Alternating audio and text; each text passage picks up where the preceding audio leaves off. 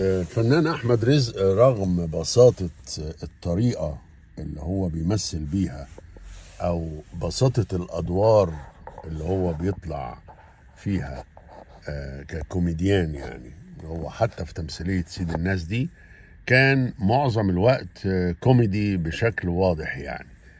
وفي بعض التجاوزات من ناحية هو مش مسؤول عنها، لأنه دي كلام هو بيقراه أو بيتدرب عليه وكده، ده كلام مكتوب يعني. إنما هو أتقن الدور اللي هو بتاع الشخص المتدين المنافق أو المنافق اللي عامل نفسه متدين، وهو دايما كان مصدر الضحكة او مصدر الكوميديا في التمثيلية اللي هي دراما قوي دي، اللي كلها خناق وكلها تكشير وزعيق وكده. كان هو النقطة الحلوة في التمثيلية، وهو دايما كده، هو بشوش ومتمكن.